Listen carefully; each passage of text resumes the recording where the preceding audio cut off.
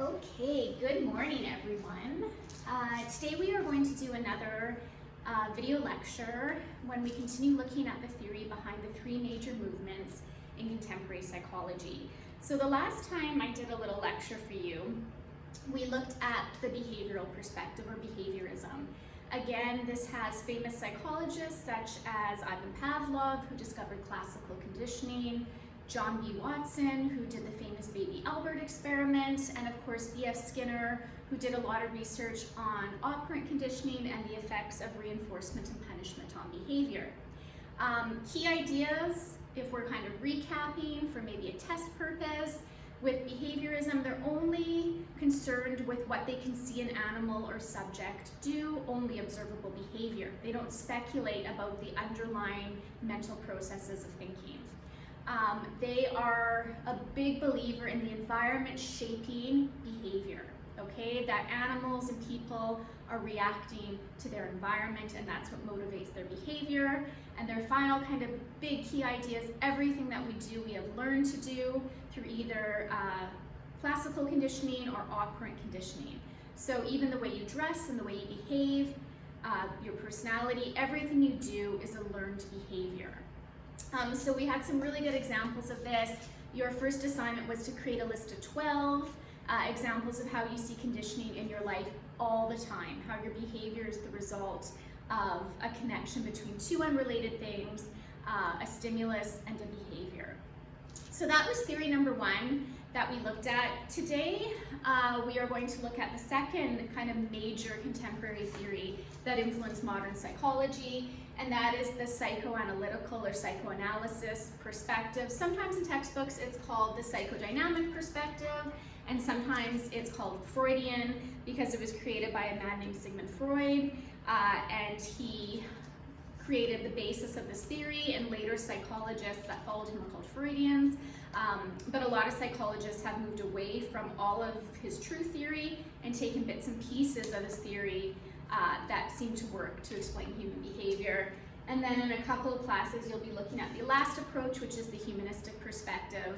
Again, in the time period, people were really specific. You were a behaviorist, or you were a psychoanalyst, or you were a humanist.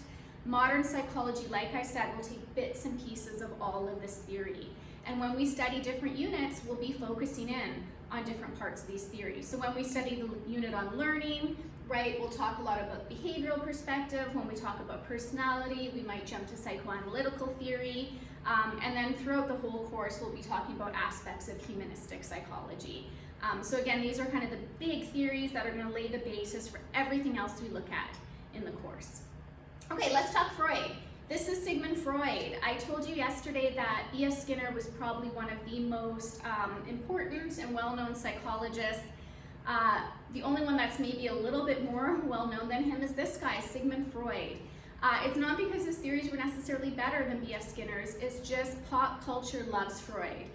When I was at Chapters, or was it McNally Robinson, somewhere at the Forks, there was a Freud pillow. It was like a pillow with Freud's face on it. He's on mugs, he's on posters. A lot of the kind of pop psychology we know has roots in his theory. So he is very controversial. Some people criticize his theories, some people embrace them. In your next lecture, you're going to look at a little bit of just a clip where they put him on trial, right, whether his theories hold true today. So he is very important in psychology, very well known in psychology and pop psychology, and kind of part of that like psychology folklore. So you'll definitely at some point, if you go on in psychology, learn about Sigmund Freud. So who was he? He was a trained neurologist. People came to him with a variety of cases, but usually a lot of people that saw him were suffering some kind of extreme emotional breakdown. Women who came to him in the time period, they were categorized as having what they called hysteria, but it would be things like extreme anxiety, panic attacks, prolonged periods of depression. So a lot of his theory is based on his case studies of people who are really having a tough time with adjustment and with getting along with things. So a lot of the critics later said that the basis of his theory are good, they're just extreme, because he based a lot of his work off his case studies, and he was dealing with extreme psychological behavior and breakdown. So for an average person, maybe they're not as extreme. Maybe it just needs to be less extreme, but the basis of the theory is there. But he did base a lot of his theory on some people that would have characteristics of being psychotic by today's standard, but just really, really suffering from different psychological disorders. And so he based, like I said, his theory on a lot of these people, a lot of the case studies, and a lot of these people had severe trauma in their past. That's why they were dealing with severe psychological breakdown. And so again, modern psychologists said, well, for an average person or a person who maybe isn't experiencing a mental health crisis or isn't experiencing trauma from their childhood, maybe the basis of his theory is good, it's just too extreme. And a lot of later psychologists did take the root of his theory and just change it a bit, okay? So key ideas, again, big ideas of this theory. It's the opposite of behaviorism. So I told you behaviorists only care about what they can see a person or an animal doing.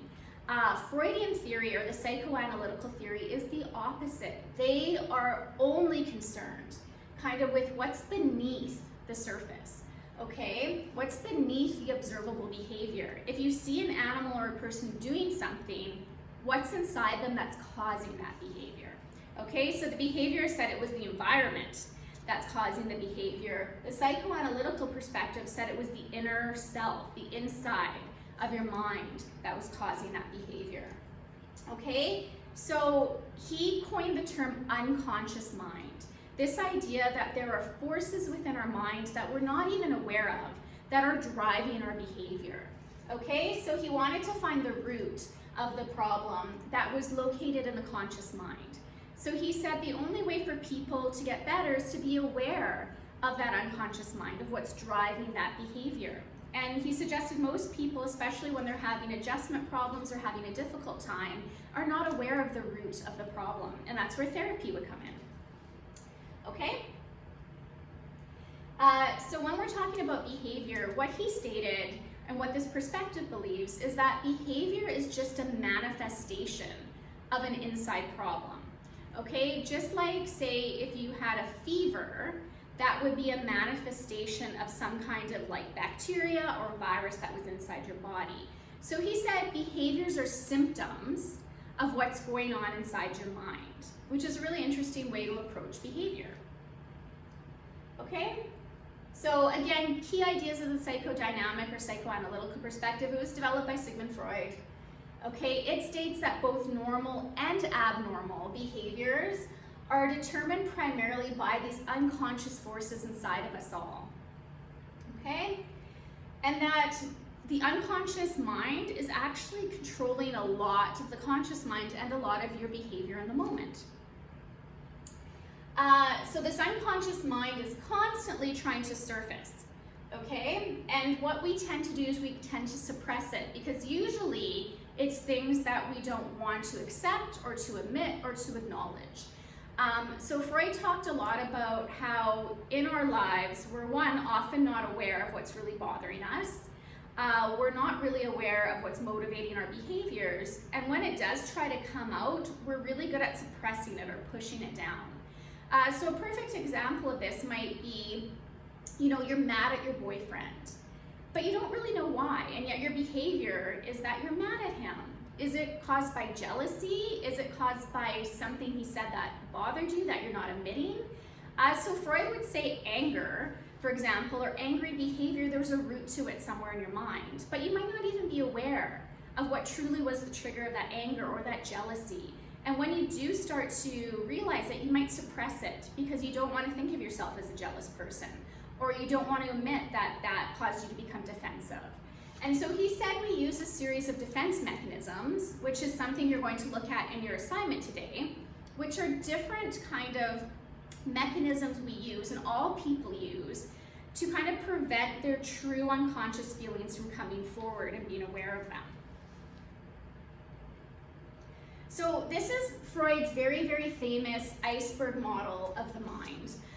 and it's in your PowerPoint that's attached to this lecture, but the basic idea is this is his idea about the human mind, and he compares it to an iceberg sticking out of water. You can see here there's 3 levels in this theory, and a lot of psychologists have taken this theory and adapted it. So you have a conscious level, which is what you're aware of in the moment. Those are your thoughts, your perceptions, things you're aware that your mind is thinking or perceiving in your environment. So right now, your conscious thoughts are probably listening to me lecture and you're focusing on the content of it. You have a pre-conscious level that's just below the surface, and you can dip into this level when you want to. So it's your memories, it's your stored definition, right? So at the start of this lecture, when I said B.F. Skinner, that was a psychologist you learned in our last lecture, so you probably had to dip between your conscious into your pre-conscious and pull out what you could remember from that last lecture and bring it to your conscious. Oh yeah, B.F. Skinner. Or if I was to say, do you remember the first time you rode a bike? Well, you weren't consciously thinking about that, but that memory is in your pre-conscious level, and you can dip down and you can pull it up and you can bring it into your conscious memory, your conscious moment. So that memory is stored, it's not on your conscious mind, but you can retrieve it and put it into your conscious mind. And then this was the stuff that Freud was most concerned with. He said most of our motivations or unconscious forces are way at the bottom of the iceberg. This is hidden from us. This is the unconscious level, the stuff we're not aware of, but that's strongly impacting the other 2 levels. Now for Freud, it was all kind of the deep, dark stuff. So you can see here it's violence or aggression, it's fears or anxieties, it's unacceptable sexual desires, it's irrational wishes, shameful experiences, selfish needs. And he said this is the stuff that's hidden from us. That's the bottom of our iceberg, but that's making up the majority of our mind and our personality and is definitely influencing the other levels. Later psychologists that liked this model kept it, but they said that maybe all of it, all this bottom of the iceberg, maybe it's not all bad, dark stuff. Maybe it's just like worries and some anxieties, but it doesn't have to be violent urges necessarily. Freud would argue it is, but other psychologists says it doesn't have to be this dark down there. But this is the general idea. And so Freud said if you were having behavior that's disrupting your life, so extreme anxiety, for example, or having trouble getting along, being jealous, having things you want to change, he would suggest that it's being motivated by the bottom of your iceberg and you're not aware of it. And he would say your behavior is never going to get better because it's a symptom of down here, and if you're unaware of this, you can't change your behavior. So he would suggest you would never correct that behavior or become healthier unless you dealt with the bottom of your iceberg. And for him, the whole goal of therapy was to figure out what's down here and then to help his clients bring it to a pre-conscious, or a conscious level, okay? And if you could bring it to a pre-conscious or a conscious level, then you could treat it in therapy. And I'm hoping this is gonna be okay. Yay! Okay, I keep forgetting this is a smart board that works. So this is kind of the idea. You don't need to know this part of the theory ever, but if you go on and take psychology at a university level, you will get into a lot of Freudian theory. I actually had an old student email me, and she's in her 3rd year psychology, and she said, oh, we just started doing the id, ego, and superego, and she thanked me for introducing it to her when I did in high school, because she said it really helped her make sense of it. But she was in 3rd year psych. So this is a little bit harder than maybe intro psych, but I think you're up for it. So he created the idea that goes along with this iceberg of the id, the ego, and the superego. And if you want to simplify it, it's like you're the person in the middle, you have the id, who's the devil sitting on one shoulder, and you have the superego, who's the angel sitting on the other, okay? And your whole life, you're kind of trying to balance these 2 forces in your mind. And the ego is what's trying to maintain them, these urges that are being whispered from each one. So if you want to think of your id like the devil, or the bottom of the iceberg, all of those irrational wishes, those selfish desires, it's the part of us that's operating on the pleasure principle, which is just concerned with ourselves and making ourselves happy. Okay, so if you want to look at the example here, the id would say, I want that candy bar no matter what, driven by pure pleasure, hunger, those kind of motives. Okay, your superego, which is the angel, is the very middle to the preconscious to the top of the iceberg right here. And those are all the things you've learned in society, from your parents, how to get along with other people, what is right to do. So it's like your moral compass, okay? It's the things you know you can't do because they're wrong, or because it's against the law, or because you'll get in trouble, or because people won't accept you, right? It's how you survive in a social environment, how you get along. Okay, so the superego in that example would say, stealing is wrong. It is wrong to take the chocolate bar just because you want it. We have rules in our society, and you cannot steal. You'll get in trouble, plus it's the wrong thing to do. So Freud, if we're looking at development, said kids often are operating at the id level, and then as they get to about age 6 or 7, they start to learn rules, they start to learn the difference between right and wrong, and that's when your superego starts developing and it starts influencing your behavior. Of course, the ego is the one that's between your id and your superego. So it has to listen to the urges of the id and also listen to the caution of the superego to make decisions. So the ego might say, I really want that candy bar. It's wrong to steal. I'll wait till I have enough money and then I'll come back and buy it. Okay, so it makes that kind of compromise between the two. And Freud said when your ego is not able to make that compromise, or is feeling stressed, or is unsure how to make that compromise, that's when you get behaviors that are going to be harmful. Okay, when you can't balance the urges of the id and the rules of the superego, you become stressed, you act out in certain behaviors, and your ego becomes damaged. So this is the idea. And so he suggested that we always want to do things to keep our ego feeling good, right? We've heard the term ego, right? He's egotistical, that means he thinks too much of himself, right? Damaging your ego is like admitting things about yourself that make you not feel so good. And so he suggested, and he talked about defense mechanisms, which are ways that we have learned to protect our ego and actually to suppress our id and our superego and not really have to deal with what's causing our behavior. Okay, so I hope that kind of makes sense about the id, the ego, and the superego, and this idea that we are trained to protect our ego so that we don't have to actually deal with things that are causing problems or those unconscious forces in our lives. So your assignment for today is you'll have an attached sheet that is a chart. And Freud and later psychologists identified a ton of different defense mechanisms. And so on this chart, you'll see a little picture of Freud, and then it will say one of the defense mechanisms. It will give you a description or a definition of what it is, and then your task today is just to provide a real life example of where you may have seen this defense mechanism in your own life or in other people. Okay, this is actually super hard stuff. So I just want you to try it. I want you to listen to the term of his defense mechanism. I think I picked 9. There's many of them. I want you to read the definition, and then I want you to try to apply it to a real life situation, make a real life connection. So it might be hard, some of them might not make sense to you. If it doesn't make sense, you can leave it blank because we're going to go through this in our group call tomorrow, or you can look up on the internet and see if you can find a solid example. But I want you to create, if you can, 1 or 2 solid examples of each type of defense mechanism. Okay, so I'm going to give you an example to start you off. So there's the picture of Freud, and the first defense mechanism is denial.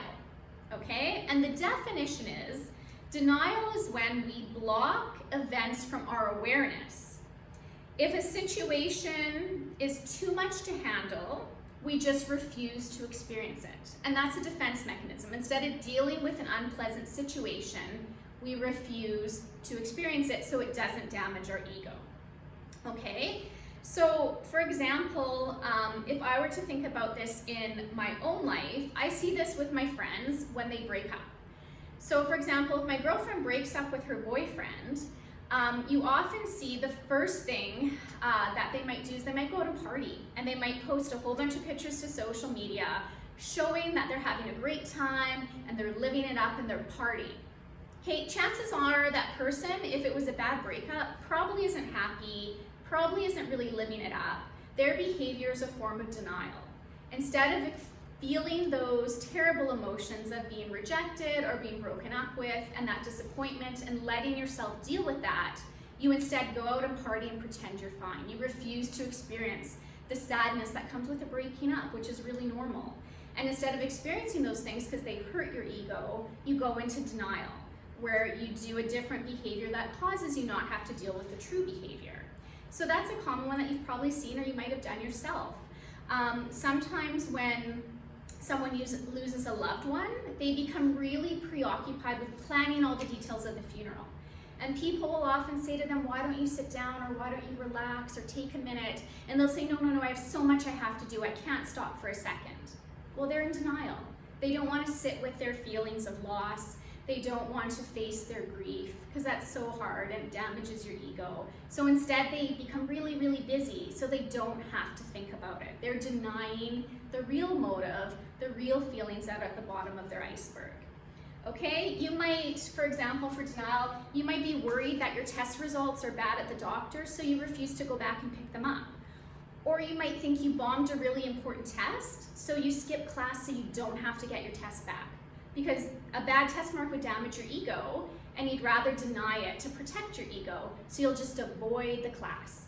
Or if you're in a fight with a friend, and you know you said some bad things and it was really your fault, and you don't want to admit that because that would damage your ego, you might avoid their phone call. All of those are examples of denial. They're behaviors, what would be kind of not dysfunctional, but not healthy behaviors that allow us to avoid dealing with our true feelings.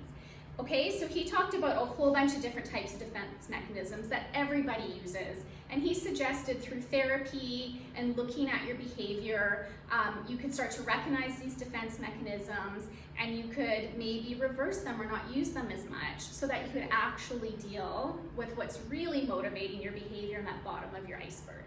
Okay?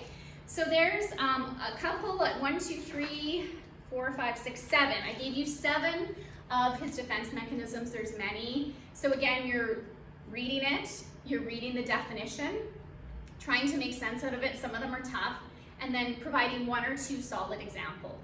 Okay? And if you get really stuck, that's fine, because we're going to go over this tomorrow in our group chat, or you can look it up. There's lots of stuff on the internet about defense mechanisms. You'll be able to find examples, but I'd like you to try to do it first before you go somewhere else to get an answer. And that's your assignment for today, right? Just go through the PowerPoint I attached, let this sit in, fill in your notes guide, and then try this activity to see if you can understand Freudian defense mechanisms.